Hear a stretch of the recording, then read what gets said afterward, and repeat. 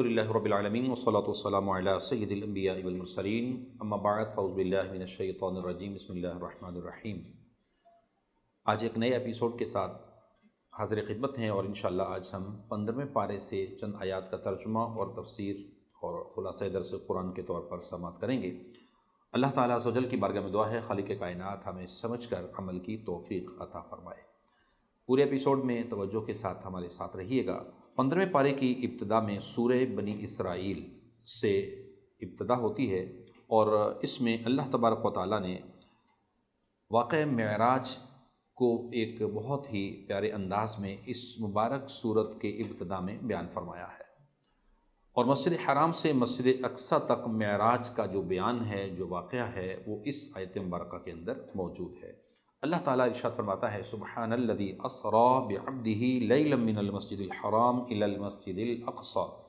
الذی بارکنا حولہ لنریہ من آیاتنا انہ هو السمیع البصیر۔ ارشاد باری تعالیٰ ہے،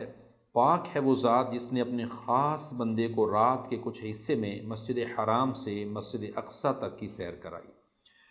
یہاں پر مفسرین نے جو لکھا کہ حضور نبی کریم صلی اللہ علیہ وسلم کا مکہ مکرمہ سے بیت المقدس تک رات کے ایک چھوٹے سے حصے میں تشریف لے جانا یہ نص قرآنی سے ثابت ہے۔ اس کا منکر جو ہے وہ کافر ہے، غیر مسلم ہے، اور آسمانوں کی سیر اور منازل قرب میں پہنچنا احادیث صحیحہ معتمدہ اور مشہورہ سے یہ ثابت ہے، جو حد تواتر کے قریب پہنچ گئی ہیں، اور اس کا منکر گمراہ ہے۔ اور اگلے حصے میں ارشاد فرمایا الذی بارکنا حولہ لنریہ من آیاتنا، جس کے گردا گرد یعنی مسجد اقصی جس کے گردا گرد ہم نے برکتیں رکھی ہیں تاکہ ہم اسے اپنی عظیم نشانیاں دکھائیں۔ اس آیت کے اس حصے میں حضور نبی کریم صلی اللہ علیہ وآلہ وسلم کے معراج شریف کا تذکرہ ظاہر ہوتا ہے، اور جو حضور نبی کریم صلی اللہ علیہ وآلہ وسلم کا ایک جلیل القدر معجزہ اور اللہ کی عظیم نعمت ہے، اس سے حضور علیہ السلام کا وہ کمال قرب ظاہر ہوتا ہے جو مخلوق الہی میں آپ کے سوا کسی کو میسر نہیں آیا۔ تو واقعہ معراج حضور علیہ السلام کا، آپ کی لائف کا، آپ کی زندگی کا ایک انتہائی اہم ترین نہ صرف معجزہ ہے بلکہ اللہ کی بہت بڑی ایک نعمت ہے۔ تو اللہ ارشاد فرماتا ہے انہ هو السمیع البصیر، بے شک وہی سننے والا دیکھنے والا ہے۔ اب اس واقعہ معراج کو اختصار کے ساتھ ہم آج کے اس درس قرآن میں آپ کے سامنے رکھ بھی دیتے ہیں۔ اللہ تبارک و تعالیٰ نے محبوب علیہ السلام کو معراج کی شب 27 رجب بیان کی جاتی ہے، اس شب کے اندر اللہ تبارک و تعالیٰ نے آپ کو مسجد اقصی سے مسجد حرام سے مسجد اقصی تک کی سیر کرائی۔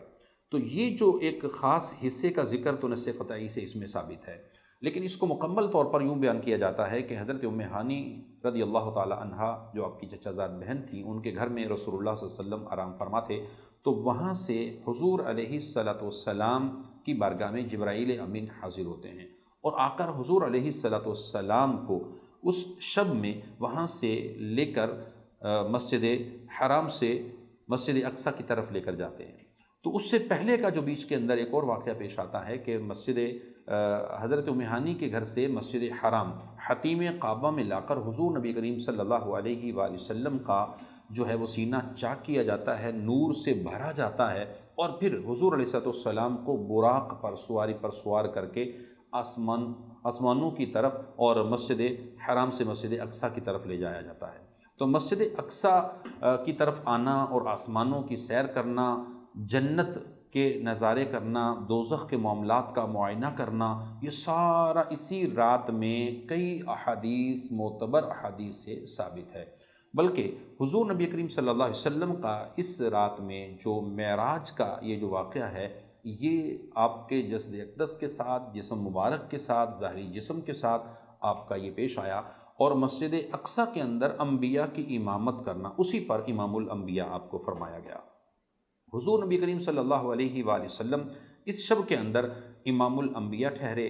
آپ نے وہاں پر انبیاء کی امامت بھی فرمائی، اور پھر کئی نبیوں نے آپ کا استقبال بھی فرمایا۔ تو یوں یہ واقعہ معراج اپنے تئیں ایک خاص اہمیت رکھتا ہے کہ رات کے ایک خاص پہر کے اندر رسول اللہ صلی اللہ علیہ وسلم کا جانا اور مسجد حرام سے مسجد اقصی پہنچنا، آسمانوں کی طرف جانا، انبیاء کی امامت کرنا، انبیاء سے ملاقاتیں کرنا، ان کا آپس کا ایک تذکرہ اور ذکر بھی موجود ہے۔ اور بالخصوص اس واقعے کے اندر،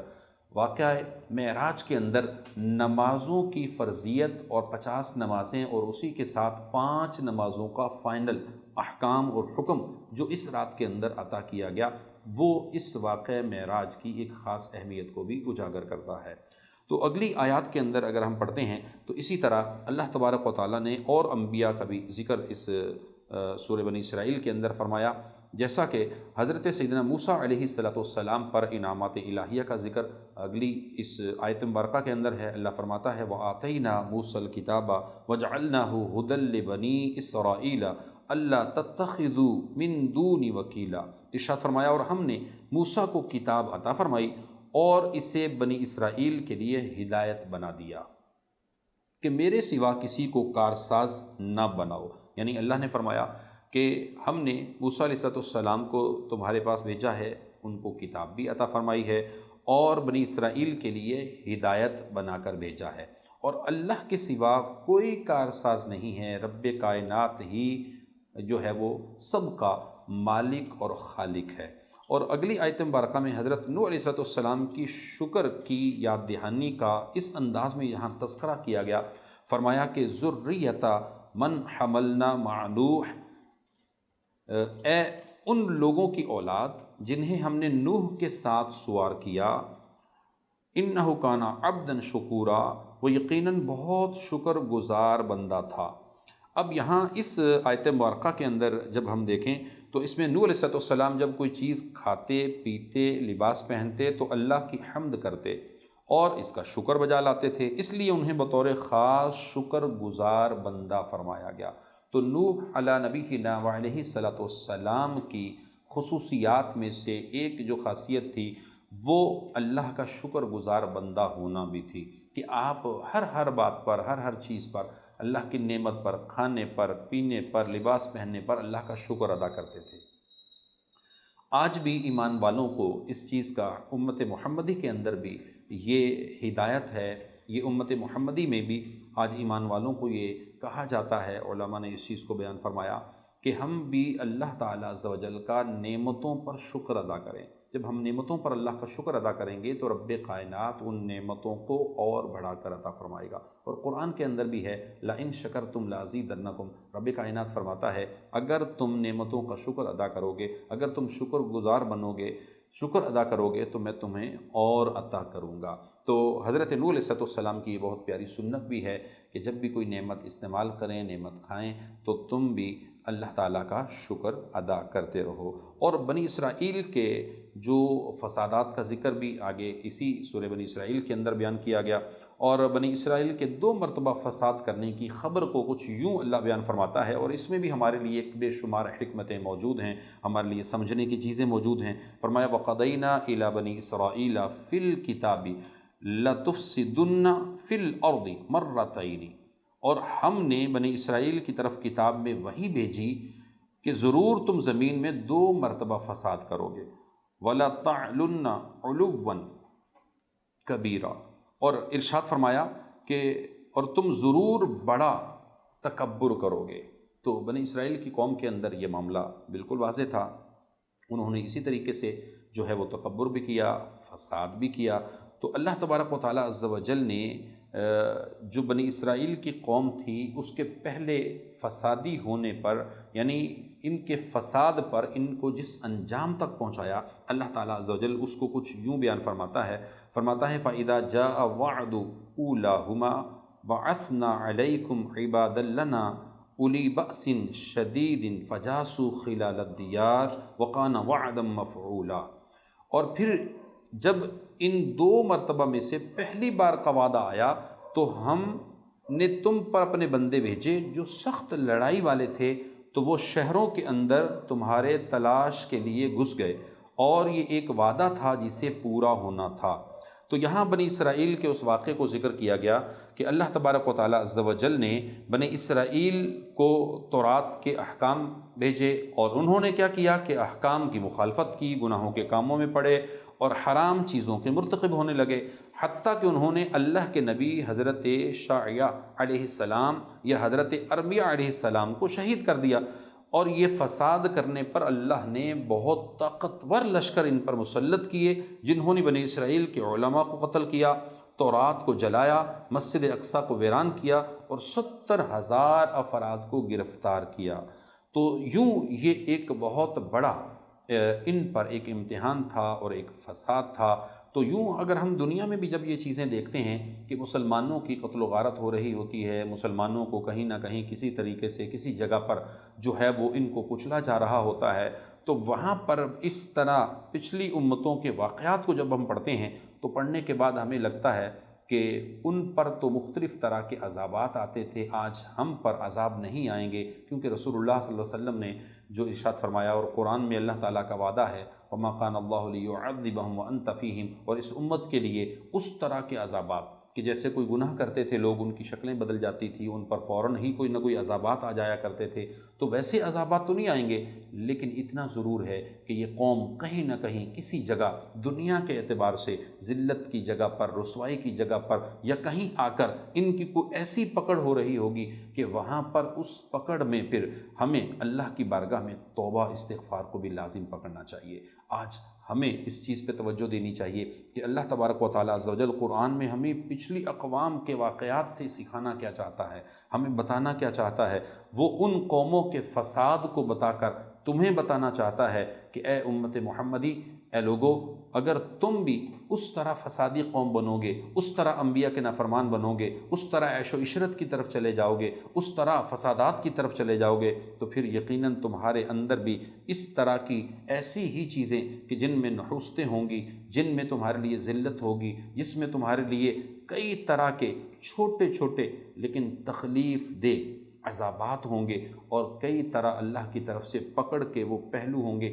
کہ جن کو دیکھنے کے بعد جو لوگ ایمان والے ہوں گے یقیناً وہ کانپ اٹھیں گے، اور آج ایسی کیفیات دیکھنے کو ملتی ہیں۔ تو اللہ تعالیٰ عز و جل کی بارگاہ میں ہمیں یہ دعا کرتے رہنا چاہیے کہ یا اللہ عز و جل ہمیں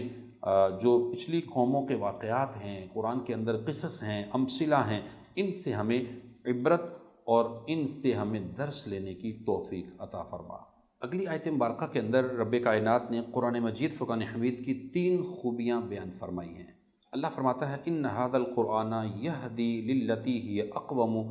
ویبشر المؤمنین الذین یعملون الصالحات ان لهم اجرا کبیرا وان الذین لا یؤمنون بالآخرۃ اعتدنا لهم عذابا علیما۔ ارشاد باری تعالیٰ ہے بے شک یہ قرآن وہ راہ دکھاتا ہے جو سب سے سیدھی راہ ہے، اور نیک اعمال کرنے والے مومنوں کو خوشخبری دیتا ہے اور ان کے لیے بہت بڑا ثواب ہے، اور یہ کہ جو آخرت پر ایمان نہیں لاتے ہم نے ان کے لیے دردناک عذاب تیار کر رکھا ہے۔ تو کتنی چیزوں کا یہاں ذکر فرمایا گیا، 3 چیزوں کا، 3 خوبیوں کا، کہ ایک تو یہ کہ قرآن راہ ہدایت ہے، دوسرا یہ کہ قرآن مجید فرقان حمید ایمان والوں کے لیے خوشخبری دیتا ہے، اور تیسرا یہ کہ جو ایمان نہیں لاتے، جو آخرت پر ایمان نہیں رکھتے، اللہ اور اس کے رسول کی نافرمانی کی طرف جاتے ہیں، تو ان کے لیے دردناک عذاب ہے۔ تو اگلی آیت مبارکہ کے اندر اللہ تبارک و تعالیٰ نے بد دعا کرنے میں انسان کی ایک کیفیت کو، ایک حال کو یہاں پر ذکر کیا۔ وہ کیا ہے؟ اللہ فرماتا ہے وَيَدْعُ الْإِنسَانُ بِالشَّرِّ دُعَاءَهُ بِالْخَيْرِ وَكَانَ الْإِنسَانُ عَجُولًا، اور کبھی آدمی برائی کی دعا کر بیٹھتا ہے، یعنی بد دعا جس کو ہم کہتے ہیں وہ کر بیٹھتا ہے، اور جیسے وہ بھلائی کی دعا کرتا ہے، اور آدمی بڑا جلد باز ہے، یعنی انسان کبھی تو یہ کرتا ہے کہ بد دعا کی طرف چلا جاتا ہے، یا منہ سے ایسے کلمات اور جملے نکل جاتے ہیں کہ جو بد دعائیہ ہوتے ہیں، اور اسی طرح کبھی وہ بھلائی کی دعا کرتا ہے، اور انسان کے جلد باز ہونے کو بھی قرآن میں یہاں بیان کیا گیا۔ تو اللہ تعالیٰ عز و جل نے جو اس آیت مبارکہ میں آدمی کا جلد باز ہونا بیان فرمایا ہے، مفسرین نے لکھا ہے کہ غصے میں اپنے یا کسی مسلمان کے لیے بد دعا نہیں کرنی چاہیے۔ تو یہاں ایک اور چیز سمجھنے اور سیکھنے کی ہے، وہ خواتین، وہ مرد حضرات گھروں کے اندر، فیملیز میں بھی ہمیں اس چیز کو دیکھنا چاہیے کہ بسا اوقات ایسے ہوتا ہے کہ غصے میں آ کر ماں اپنے بیٹے کے لیے بد دعا یا ایسا کوئی جملہ بول دیتی ہے کہ جو غصے کی کیفیت کے اندر وہ غلط ہوتا ہے، اور وہ بد دعا بن جاتی ہے اپنی اولاد کے لیے۔ بیٹے کے لیے، بیٹی کے لیے، تو وہ ہمیشہ کے لیے اس کے منہ سے نکلی ہوئی وہ بات اس کے لیے بد دعا بن کر اس کا بیڑا غرق ہو جاتا ہے۔ مثلا اگر کسی شخص نے، ماں نے کہہ دیا بد دعائیں دیتے ہوئے، بیٹا تیرا بیڑا غرق ہو، یا تو تباہ ہو جائے، تو مر جائے، تجھے کیڑے پڑیں وغیرہ وغیرہ، اس ٹائپ کے جو جملے عمومی طور پر اگر غصے میں آ کر اگر کسی نے، ماں نے اپنی اولاد کے حق میں بول دیے، باپ نے اپنی اولاد کے حق میں بول دیے، تو اس سے نقصان کیا ہے کہ رب کائنات فرماتا ہے وَقَانَ الْإِنسَانُ عَجُولًا، انسان بڑا جو ہے نا وہ جلد باز ہے، اور جب یہ جملے بول دیتا ہے تو رب کی بارگاہ میں وہ جملے قبولیت کی طرف چلے جاتے ہیں، تو پھر وہ معاملہ اس کے ساتھ ویسا ہو جاتا ہے۔ تو انسان کو چاہیے کہ ہمیشہ اچھی چیزیں، اچھی باتیں زبان سے نکالنی چاہیے، دعائیں نکالنی چاہیے کہ رب کائنات خیر کا معاملہ فرمائے، اور جب زبان سے شر نکلے گا تو شر کا معاملہ جب ہوگا، یا بد دعا نکلے گی تو بد دعا کا معاملہ ہوگا، تو اس کا نقصان بہت بڑا ہو سکتا ہے۔ اگلی آیت مبارکہ میں قدرت الہی کی 2 عظیم نشانیوں کو بیان فرمایا گیا، اس کو توجہ سے سمجھیے گا۔ رب کائنات ارشاد فرماتا ہے وَجَعَلْنَا اللَّيْلَ وَالنَّهَارَ آیَتَيْنِ فَمَحَوْنَا آیَةَ اللَّيْلِ وَجَعَلْنَا آیَةَ النَّهَارِ مُبْصِرَةً لِتَبْتَغُوا فَضْلًا مِّن رَّبِّكُمْ وَلِتَعْلَمُوا عَدَدَ السِّنِينَ وَالْحِسَابَ وَكُلَّ شَيْءٍ فَصَّلْنَاهُ تَفْصِيلًا۔ یہاں اللہ تبارک و تعالیٰ عز و جل نے ارشاد فرمایا کہ ہم نے رات اور دن کو 2 نشانیاں بنایا ہے۔ رات بھی نشانی ہے اللہ کی، اور دن بھی اللہ کی نشانی ہے، اور ہم نے رات کی نشانی کو مٹا ہوا کیا اور دن کی نشانی کو دیکھنے والا بنایا ہے۔ اور قدرت الہی دیکھیں آپ،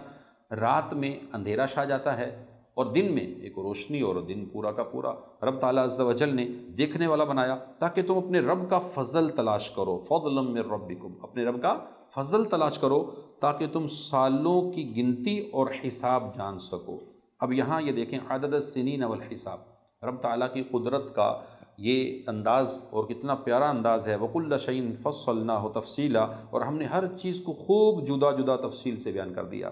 یہ دن اور رات نہ ہوتے تو یہ دن اور رات مل کر ہفتے نہ بنتے، یہ ہفتے نہ ہوتے تو یہ مہینے نہ بنتے، مہینے نہ بنتے تو سالوں میں کنورٹ نہ ہوتے، سالوں اور صدیوں کا پورا یہ جو گنتی کا نظام ہے، یہ رب کائنات نے دن اور رات کے بھی، دن اور رات کے جو پہر ہیں، پھر ان پہر کے بھی جو اور ساعتیں بیان کی گئیں، اور ساعتوں میں بھی پھر جو جس کو ہم گھنٹوں میں شمار کرتے ہیں، یہ جو پورا کا پورا ایک نظام قدرت ہے۔ تو اس نظام قدرت کو جب ہم پڑھتے ہیں تو یقین مانیں، اس کو سمجھتے ہیں تو یقین مانیں ایک ایسی کیفیت ہو جاتی ہے کہ واقعتاً اللہ تبارک و تعالیٰ قادر مطلق ہے، وہ کیسے انداز میں بندوں کو سمجھاتا ہے۔ اور قرآن میں یہاں پر جو بیان کے فرمایا گیا کہ دن کو اور رات کو، دونوں کو 2 نشانیاں بنایا، رات نشانی ہے اور رات کو مٹنے والا بنایا، اندھیرے میں رکھا، اور دن کو روشن کیا تاکہ لوگ اس کے اندر اپنے رب کا فضل تلاش کریں۔ ایک اور مقام پر سورہ نبا کے اندر اس کو یوں بیان فرمایا وَجَعَلْنَا اللَّيْلَ لِبَاسًا وَجَعَلْنَا النَّهَارَ مَعَاشًا، ہم نے رات لوگوں کے لیے لباس، یعنی ایک سونے کے لیے، آرام کرنے کے لیے بنائی ہے، اور دن جو ہے وَجَعَلْنَا النَّهَارَ مَعَاشًا، دن معاش کے لیے بنایا۔ اور یہاں پر بھی فرمایا فضلا من ربکم لتبتغوا فضلا من ربکم، تاکہ یہ لوگ اللہ کا فضل تلاش کریں۔ تو یہ ساری چیزیں، یہ ساری مناسبتیں کہ رب کائنات کس طرح بندوں کو اپنی قدرت کے دلائل بھی بیان فرماتا ہے، اپنی طرف متوجہ بھی کرتا ہے، اور پھر اس کے بعد اس کو کہتا ہے کہ اب تم میری بارگاہ میں آ گئے ہو، مجھ پر ایمان رکھتے ہو، اللہ وحدہ لا شریک ہے، وہی خالق ہے، وہی مالک ہے، وہی سب چیزوں کا پیدا کرنے والا ہے، تو اب اے بندے میرا حکم مانو۔ میرا حکم کیا ہے؟ محمد عربی صلی اللہ علیہ وسلم اللہ کے آخری نبی ہیں، ان پر ایمان رکھتے ہوئے، ان کا کلمہ پڑھتے ہوئے، ان کا جو دین ہے، دین اسلام کے جو ارکان ہیں، جو ارکان اسلام ہیں، اس میں توحید و رسالت ہے، نماز ہے، روزہ ہے، حج ہے، زکوٰۃ ہے، ان اعمال کو بچا لاتے ہوئے رب اور اس کے رسول کی فرمانبرداری کرتے ہوئے زندگی بسر کرو، تو یقیناً یہ رات، یہ دن، یہ شب و روز تمہارے لیے بہترین بن جائیں گے۔ اور پھر اللہ تبارک و تعالیٰ عز و جل یہ دنیا جب تم گزار لو گے تو اس کو گزارنے کے بعد جب آگے اٹھو گے تو پھر رب کائنات تمہاری زندگی کو کتنا اچھا بنا دے گا کہ یا تو پھر جنت کے باغات ہوں گے، یا پھر اگر اس زندگی کو اللہ کے احکام کے مطابق نہیں گزارو گے تو پھر اس میں بدبختی اور قبر اور عالم برزخ میں جو تکلیفیں ہیں، اور پھر قیامت کے دن جو ایک تکلیف ہے، اور آخرت میں ایک جہنم کا عذاب۔ اور وہ گڑھا ہوگا۔ تو یہ ساری چیزیں قرآن نے کئی مقامات پر مختلف جگہوں پر بیان کی۔ اگلی آیت کے اندر ایک اور چیز کو بیان فرمایا کہ انسان کی قسمت ہر وقت اس کے ساتھ ہے۔ اس کو یوں بیان فرماتا ہے وَكُلَّ إِنسَانٍ أَلْزَمْنَاهُ طَائِرَهُ فِي عُنُقِهِ، مطلب کیا ہے کہ ہر انسان کی قسمت ہم نے اس کے گلے میں لگا دی، یعنی ہر انسان کی قسمت کو اس کے ساتھ کر دیا، یعنی کچھ کسی بھی آدمی کے لیے مقدر کیا گیا ہے، اچھا ہے یا برا ہے، بدبختی ہے یا نیک بختی ہے، اور ہر وقت اس طرح کے ساتھ اس کے لگی ہوئی ہے، اس کی وہ چیزیں، اس کی اچھائیاں، اس کی برائیاں۔ تو اس لیے فرمایا گیا کہ انسان اگر یہ چاہتا ہے، مسلمان اگر یہ چاہتا ہے کہ وہ ہمیشہ ایمان پر رہے اور اس کا خاتمہ بالخیر ہو، وہ نیکی کی طرف چلتا رہے، نامہ اعمال اچھے انداز میں اس کو ملے، تو اس شخص کو چاہیے کہ وہ اللہ کی بارگاہ میں دعا بھی کرتا رہے، اس طرح کے سورہ فاتحہ کے اندر ہے اہدنا الصراط المستقیم، اے اللہ ہمیں سیدھے راستے پر چلا۔ اسی طریقے سے رسول اللہ صلی اللہ علیہ وسلم دعا فرمایا کرتے تھے یا مقلب القلوب ثبت قلبی علی دینک، اے دلوں کے پھیرنے والے میرے دل کو دین اسلام پر، دین پر استقامت اپنے، یا مقلب القلوب ثبت قلبی علی دینک، اپنے دین پر ثابت قدم رکھنا۔ تو یوں یہ دعا خود نبی علیہ السلام فرماتے تھے تعلیم امت کے لیے، اور آج امت کو بھی یہ چاہیے کہ وہ رب سے مانگا کرے یہ دعائیں اور یہ چیزیں کہ خاتمہ بالخیر ہو، ایمان کی کیفیت کے ساتھ ہم آگے بڑھیں۔ تو اللہ تبارک و تعالیٰ عز و جل سے ہمیں یہ دعائیں کرتے رہنا چاہیے۔ اسی طرح ایک دعا ہے کہ اللہم ان کنت کتبتنا شقیا فامحنا واکتبنا سعیدا، کہ اپنی قسمت کے لیے، اپنے نصیب کے لیے، اپنے معاملات کے لیے، بہتری کے لیے رب سے مانگتے رہا کریں، یا اللہ عز و جل اگر تو نے ہمیں بدبخت لکھا ہے، شقی لکھ دیا ہے، یا تقدیر اور مقدر میں کچھ ایسا ہے، اے ملک و مولا فامحنا، اس کو مٹا دے، واکتبنا سعیدا، خوش بخت لکھ دے، نیکیوں والا لکھ دے۔ اگلی آیت مبارکہ کے اندر ایک چیز کو بیان کیا گیا، فرمایا بروز قیامت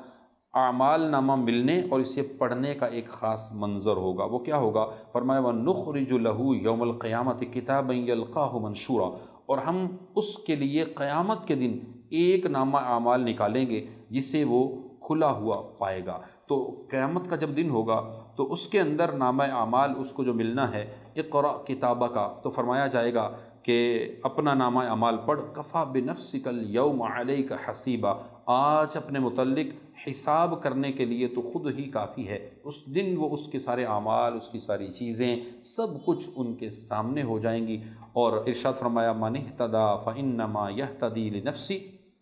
جس نے ہدایت پائی اس نے اپنے فائدے کے لیے ہدایت پائی، ومن ضل فانما یضل علیہا، اور جس نے گمراہی پائی تو اس نے نقصان کو ہی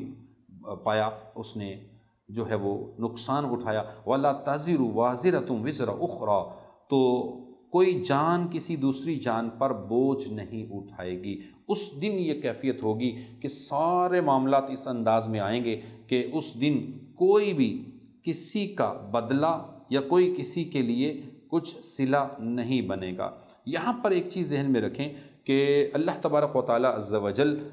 کا بندہ جب دنیا میں رہتا ہے، نیک اعمال کرتا ہے، معاملات کرتا ہے، تو یقیناً ہدایت اور نیک اعمال کا بدلہ اس کو ضرور ملے گا۔ یہ نہ ہوگا کہ نیکی تو یہ کرے جزا کسی اور کو مل جائے، ایسا نہیں ہوگا، بلکہ اس کی نیکیاں اسی کے لیے ہوں گی، اس کے گناہ بھی اسی کے لیے ہوں گے۔ ہاں ایک چیز یہاں پر جو ضرور ذہن میں رکھیں کہ اگر اس شخص نے کوئی صدقہ جاریہ چھوڑ دیا، یا صدقہ جاریہ کا عمل ہے یا ایصال ثواب ہے، اس کی صورت کا ہونا الگ ہے، وہ اس کو اللہ تبارک و تعالیٰ کے فضل و کرم سے اس کے لیے اس میں سے اجر اور ثواب اس کو ضرور ملے گا۔ اور اگلی آیت کے اس حصے میں بیان فرمایا گا وَمَا كُنَّا مُعَذِّبِينَ حَتَّى نَبْعَثَ رَسُولًا، اور ہم کسی کو عذاب دینے والے نہیں جب تک کوئی رسول نہ بھیج دیں۔ تو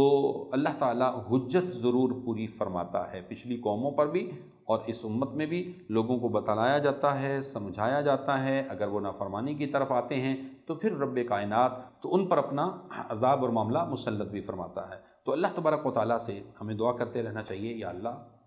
تو ہمیں ہدایت والے راستے پر چلا،